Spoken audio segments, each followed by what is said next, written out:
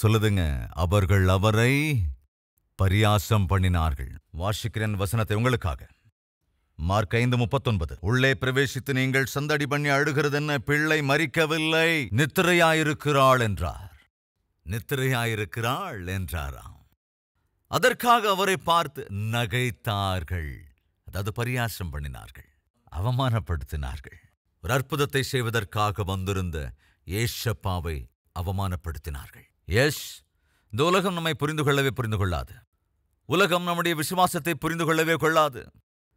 உலகம் பரிசுத்த வேதாகமத்தில் இருக்கிற வெளியேற பெற்ற சத்தியங்களை புரிந்து கொள்ளாது. மாத்திரமல்ல, பரியாசம் பண்ணிக்கொண்டே இருக்கும், அவமானப்படுத்திக் கொண்டும் தான் இருக்கும். கிறிஸ்தவ விசுவாசத்தின் அடிப்படையிலே நமக்கு மரணம் இல்லை. ஒரு விசுவாசி இந்த பூமியிலே உலக பிரகாரமாக மரித்து விட்டார் என்று சொல்லுவார்கள். ஆனால் உண்மையில் அவர் மரிப்பதில்லை. ஏனென்றால் மரித்தவர்கள் திரும்ப எழுகிற வாய்ப்பில்லை. ஆனால் நித்திரையாக இருக்கிறவர்கள் திரும்ப எழ முடியும்.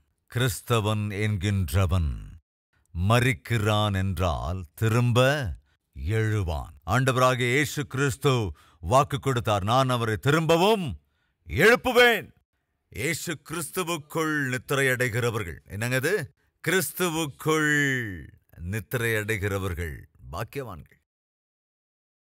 சகோதரனே, சகோதரியே, இந்த உலகம் சொல்லும் செத்து போய்விட்டார், மரித்து விட்டார்.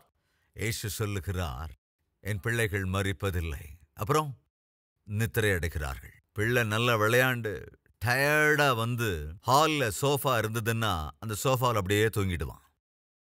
அப்படி விளையாடி களைச்சு போய் வருகிற மகன் சோஃபாவில் அப்படியே படுத்து தூங்கும் போது தாயோ அல்லது தகப்பனோ என்ன செய்வாங்கன்னா, அந்த மகன் அப்படியே தூக்கிட்டு போய் நேர்த்தியா பெட்ரூம்ல படுக்க வச்சிருவாங்க.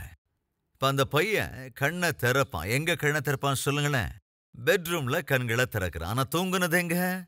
ஹால்ல படுத்து தூங்குனா. நீயும் நானும் இந்த உலக யாத்திரையில டயர்டாகி நாம இளைப்பாறுவோம்.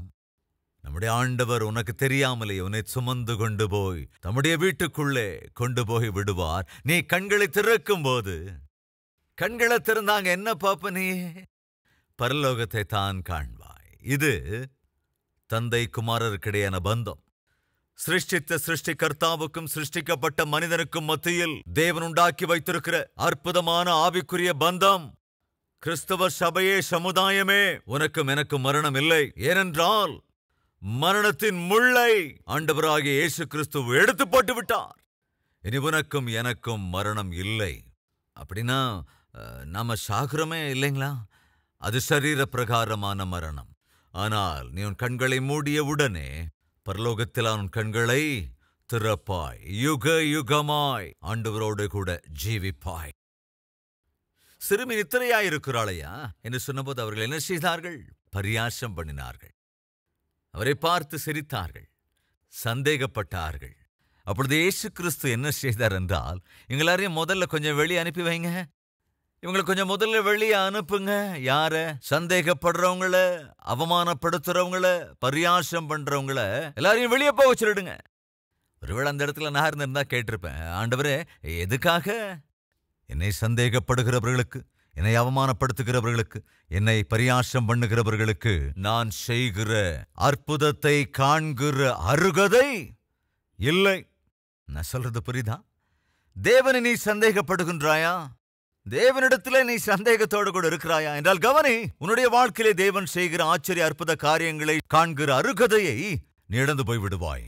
யாரை அங்கே இருக்க அனுமதித்தார் தெரியுமா? விசுவாசித்தவர்களைத்தான் அந்த அறைக்குள்ள இருக்க சம்மதித்தார். பேதுரு, யோவான், யாக்கோபு, தாய், தந்தை, இவர்கள் மாத்திரம்தான் அங்கே இருந்தார்கள். ஏனென்றால் விசுவாசிக்கின்றவர்களுக்கு முன்னே, விசுவாசிக்கின்றவர்களுக்கு மத்தியிலே, விசுவாசிக்கின்றவர்களை கனப்படுத்துவதற்கும் என் ஆண்டவராகிய இயேசு கிறிஸ்து தம்முடைய ஆச்சரிய காரியங்களை செய்வார். என்னுடைய வாழ்க்கையிலே ஆச்சரிய காரியங்களை நீ பார்க்க முடியாமல் இருக்க முக்கிய காரணம் என்னவென்றால், உனக்குள் விசுவாசம் இல்லாதது மட்டும்தான். நீ தேவனை விசுவாசிக்காததால் தான், நீ உன் முழு இருதயத்தோடு தேவனிடத்திலே கேட்காமல் இருப்பதால் தான். மறுபடியும் நான் சொல்லுகின்றேன், கப்பர்நகூமிலே இயேசு எத்தனையோ அற்புதங்களை செய்தார். ஆனால் அவர்கள் விசுவாசிக்கவில்லையே, நம்பவில்லையே. தேவனை அன்று நம்பவில்லையே. அதன் விளைவாக அவர் சொல்லுகிறார், கப்பர்நகூமே உன்னிடத்தில் நான் செய்த ஆச்சரிய அற்புத காரியங்களை சோதோம் குமோராவில் செய்திருந்தால் கூட அவர்களே என்னை இந்நேரம் நம்பியிருப்பார்கள். சகோதரனே, சகோதரியே, உன்னை சுற்றி தேவன் செய்கிற ஆச்சரிய அற்புத காரியங்கள் எதற்காக தெரியுமா? உன்னுடைய விசுவாசத்தை பலப்படுத்துவதற்காகத்தான். இந்த ஜீவன் உள்ள தேவ வார்த்தைகளை இந்த எளிய ஊழியக்காரன் உன்னதை உள்ளபடி போதிக்க காரணம் என்ன தெரியுமா? உன்னுடைய விசுவாசத்தை பலப்படுத்துவதற்குத்தான். உன்னுடைய விசுவாசம் பலப்படுத்தப்படும் என்றால் என்ன நடக்கும் தெரியுமா? உன்னுடைய வாழ்க்கையில நீ ஆசைப்பட்டதை காட்டிலும், யோகித்ததை காட்டிலும் அதி அற்புதங்களை உன் கண்ணார காண்பாய், காண வேண்டும் என்று தேவன் ஆசைப்படுகிறார். நம்மில் எத்தனை பேருக்கு அந்த ஆசை உண்டு? ஆசையோடு இருக்கிற ஜீவனை என் தேவன் என்ன செய்கிறார்?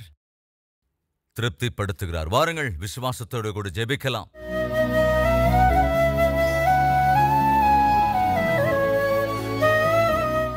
மகா பரிசுத்தமும் அன்பும் நிறைந்த எங்கள் பிதாவே, எங்கள் வாழ்க்கையிலே எங்கள் ஜெப விண்ணப்பத்திற்கு தாமதம் தாமதம் தாமதம் என்று நாங்கள் சொல்லிக் கொண்டிருக்கிறோமே, உண்மையில் ஜெபிக்க வேண்டிய சமயத்தில் நாங்கள் ஜெபம் பண்ணவில்லை ஆண்டவரே. உம்முடைய பாதத்தை பற்றிக்கொள்ள வேண்டிய சமயத்தில் நாங்கள் பற்றிக்கொள்ளவில்லையே. உம்முடைய சன்னதியில் முழங்கால் படியிட வேண்டிய நேரத்தில் நாங்கள் முழங்கால் படியிடவில்லையே. தாமதத்தை நாங்கள் தான் செய்தோம். எங்களை மன்னிங்க ஆண்டவரே. ஒரு காலம் நீர் தாமதிக்கிறவர் அல்லவே அல்ல.